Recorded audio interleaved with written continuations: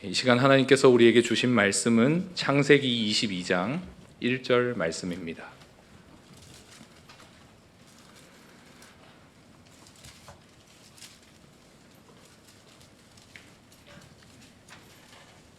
창세기 22장 1절 한 절 말씀을 저와 여러분 한 목소리로 합독하도록 하겠습니다.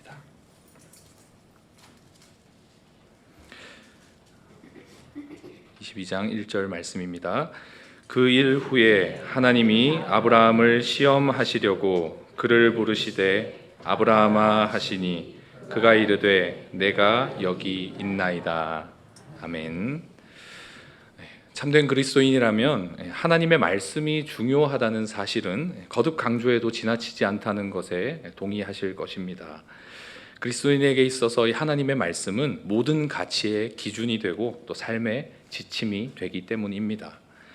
우리가 잘 아는 시편 119편 105절 말씀을 보면 주의 말씀은 내 발의 등이요 내 길의 빛이라 라고 말씀하고 있습니다. 이처럼 하나님의 말씀은 우리 인생길에 마땅히 가야 할 길을 비추어 주는 빛이 됩니다. 또한 우리는 하나님의 말씀을 통해 하나님을 만나고 또 말씀을 통해 하나님의 뜻을 깨달으며 말씀을 통해 하나님의 뜻을 따라 살아갈 힘과 능력과 또한 지혜를 얻습니다. 그만큼 이 말씀은 우리 그리스도인에게 있어서 절대 놓쳐서는 안 될 필수적인 요소입니다. 하나님의 말씀에 어떻게 반응하며 살아가는가 하는 것이 바른 신앙생활의 척도라고 할 수가 있겠죠. 성경에는 수많은 인물들의 이야기가 기록되어 있습니다. 수많은 인물들이 하나님을 만나고 또 하나님의 말씀에 반응하는 이야기들이 성경 안에 많이 담겨 있습니다. 그 중에는 하나님의 말씀에 합당하게 반응하는 자들이 있는가 하면 하나님의 말씀에 합당치 못한 반응을 보이는 자들도 있습니다. 하나님께서는 이 말씀에 반응하는 우리 인간의 여러 모습들을 통해 이 땅을 향하신 하나님의 놀라운 뜻과 계획을 이루어 가십니다. 말씀에 합당하게 반응하는 자들은 물론 이 말씀을 어기고 따르지 않았던 여러 인물들을 통해서도 악을 선으로 바꾸어 역사하시는 하나님의 섭리로 인해 하나님의 구원 역사는 흔들림 없이 지금까지 이루어져 왔습니다.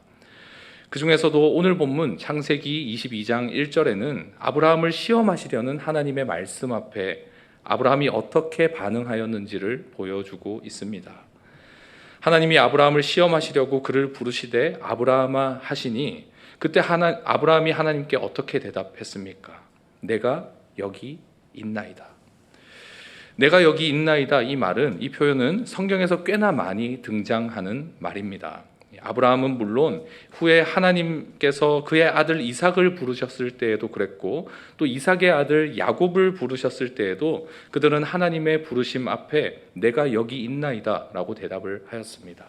뿐만 아니라 모세도 불붙은 떨기나무 가운데에서 자신을 부르시는 하나님의 음성에 내가 여기 있나이다 라고 대답을 하였고, 사무엘이 하나님으로부터 부르심을 받았을 때에도 또 이사야가 하나님께 소명을 받았을 때에도 그들은 하나님 앞에 내가 여기 있나이다 라고 대답하였습니다. 내가 여기 있나이다 이 말이 히브리어로는 히네니라는 단어입니다. 그런데 이것은 단지 내가 여기 있습니다 라는 의미만을 뜻하지 않습니다. 히네니라는 말 안에는 단순히 부르심에 대한 응답 차원을 넘어서는 깊은 뜻이 담겨 있는 것이죠. 보통 이 주인의 부르심 앞에 종이 히네니라고 대답을 하는 것인데, 이 말에는 순종할 준비가 되었으니 말씀만 하십시오라는 의미가 포함되어 있습니다. 다시 말해서 주인이 어떤 명령을 할지 나는 알지 못하지만 그 명령이 무엇이든 이미 나는 순종할 준비가 다 되어 있습니다. 이러한 뜻이 히네니라는 말 안에 담겨 있다라는 사실입니다. 주인이 종을 부를 때에 종이 이와 같은 마음으로 주님의 명령을 들을 준비를 한다면 주인의 마음 얼마나 기쁘겠습니까?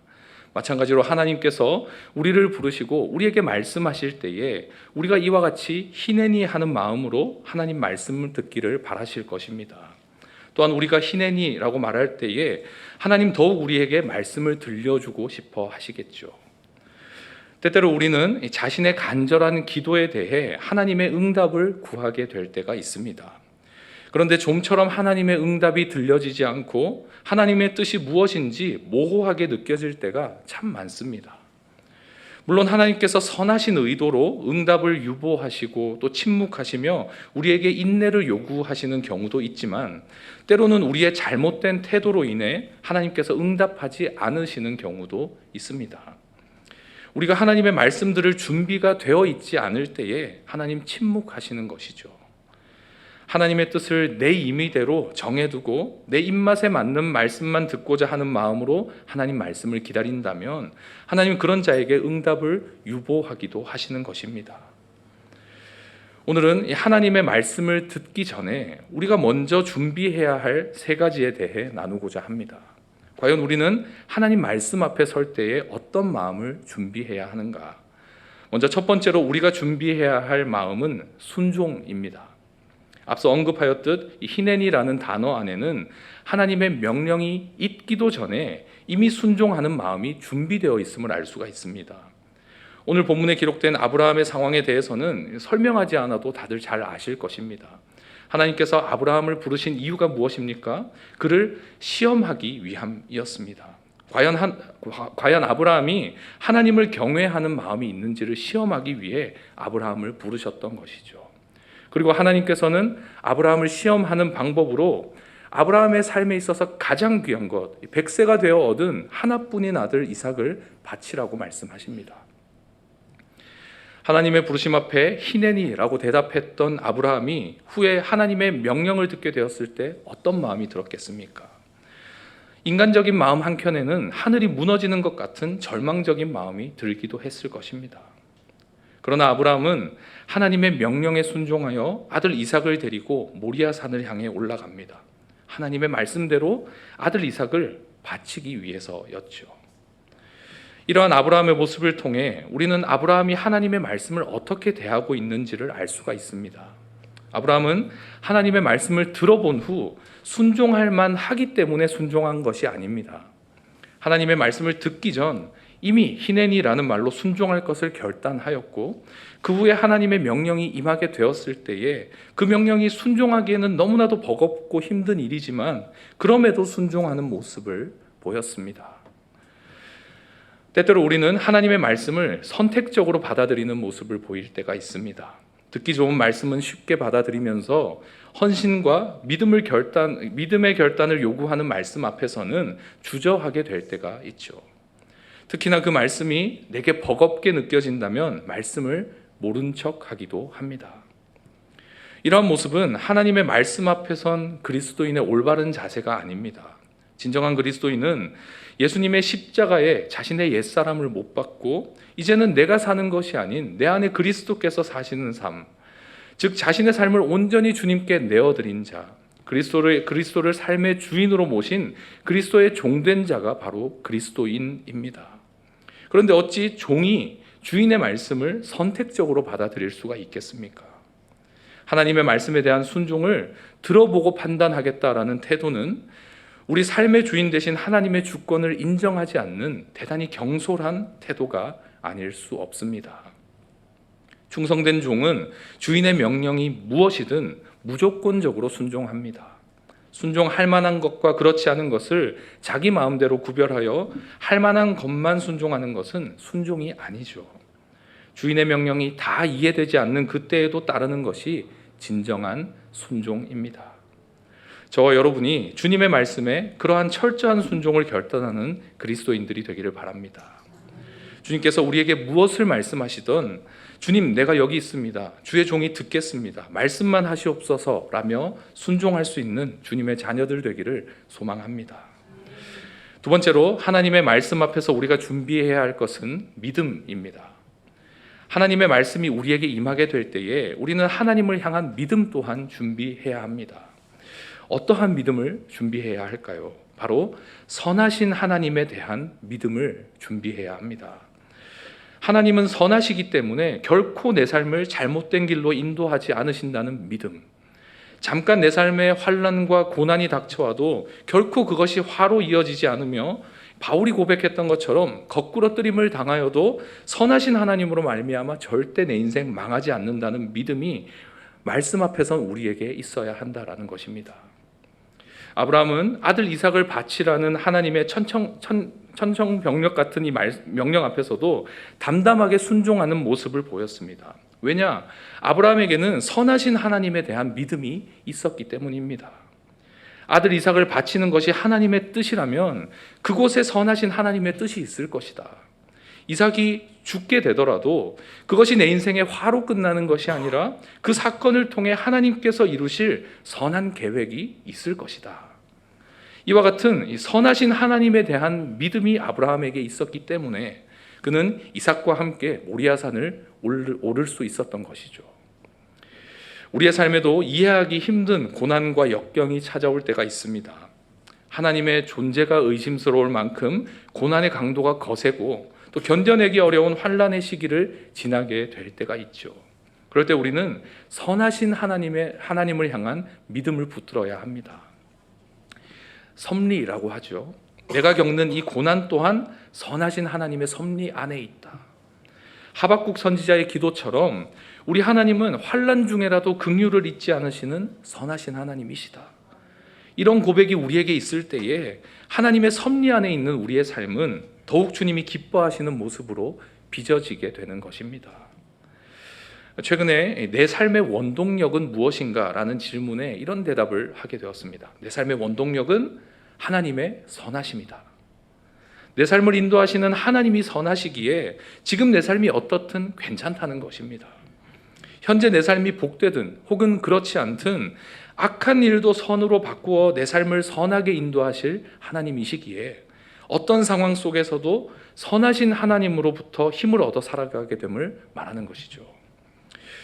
그리 길진 않았지만 정말 짧은 인생이었지만 제 삶을 돌아보면 모든 것이 하나님의 선하신 뜻 안에 있다라는 것을 고백하지 않을 수가 없습니다. 순간순간 했던 그 선택과 또 많은 경험들이 그 모든 것들이 하나님의 섭리 안에 있었음을 깨닫게 되는 것이죠. 하물며 아프고 힘들었던 시기들조차 조금도 버릴 것이 없다는 것을 인정하지 않을 수가 없습니다. 김용재 목사 아직 세상의 풍파를 많이 겪어보지 못했나 보네, 아직 삶의 여유가 있으신가 보네, 살만한가 보네, 이렇게 생각하지 않으셨으면 좋겠습니다. 오히려 세상의 풍파를 많이 겪으면 겪을수록 선하신 하나님을 선명하게 볼 수 있어야 합니다. 그것이 믿음으로 사는 그리스도인의 참된 모습이죠. 내가 겪는 이 세상의 풍파가 내 삶을 선하게 빚어간다는 사실을 믿게 될 때 그 믿음이 그 고난을 승리하게 하며 선하신 하나님의 뜻이 내 삶에 이루도록 그 믿음이 우리의 삶을 인도하는 것입니다. 바라기는 우리가 그 하나님의 말씀 앞에서 선하신 하나님을 신뢰하는 믿음을 준비할 수 있기를 바랍니다. 마지막으로 하나님의 말씀 앞에서 우리는 소망을 준비해야 합니다. 하나님의 말씀이 우리의 순종을 만나게 될 때 하나님의 역사하심이 우리의 삶 속에 일어나게 됩니다. 우리는 바로 그 하나님의 일하심을 소망해야 하는 것이죠. 저는 찬양 듣는 것을 참 좋아하는데 많은 CCM 가수들 중에서도 한웅재 목사님을 굉장히 좋아합니다. 서정적인 멜로디로 곡을 참 잘 쓰시기도 하시지만 무엇보다 가사가 너무 은혜되기에 한웅재 목사님의 찬양을 굉장히 좋아합니다. 그 중에서 좀 많이 알려지지 않은 찬양 중에 애가라는 찬양이 있는데 그 가사의 일부분에는 이런 가사가 있습니다. 나는 신뢰하네 그분의 최선이 내 최선을 일으키는 날 나 비로소 나를 알리 또 그분을 알겠네. 우리 인생에 있어서 내가 누군지를 알고 또 나를 보내신 하나님을 아는 것이야말로 인생의 가장 궁극적인 가치라고 말할 수 있습니다. 그런데 그 하나님의 최선이 내 최선을 일으키게 될 때, 즉 하나님의 최선과 나의 최선이 만나게 될 때 인생의 궁극적인 가치이자 삶의 가장 귀한 목표라고 할 수 있는 나를 알고 하나님을 아는 지식에 이르게 된다라는 사실이죠. 하나님의 말씀은 날마다 우리의 삶의 결단을 요청합니다. 그리고 하나님의 말씀이 우리의 순종을 만나게 될 때에 그 능력의 말씀이 순종하는 우리의 삶에 살아 역사하게 되는 것이죠. 말씀 앞에서 우리는 바로 그러한 하나님의 능력, 하나님의 일하심, 하나님의 역사하심을 소망할 수가 있어야 합니다. 그것이 바로 비전입니다.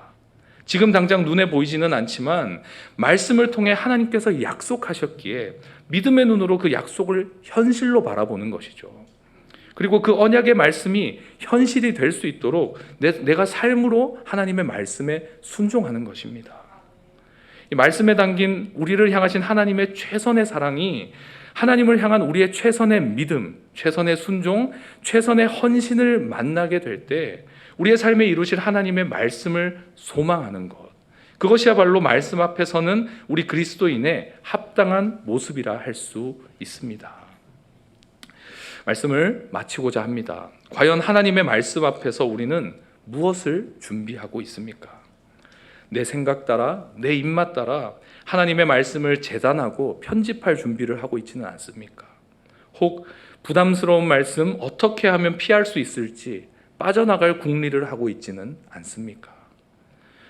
믿음의 선조들이 그러했던 것처럼 하나님께서 말씀으로 우리를 부르실 때에 내가 여기 있나이다 대답할 수 있는 저 여러분이 될 수 있기를 바랍니다.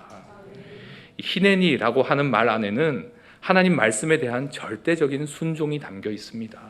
또한 고난 중에도 내 삶을 선하게 인도하시는 선하신 하나님에 대한 굳건한 믿음이 있습니다.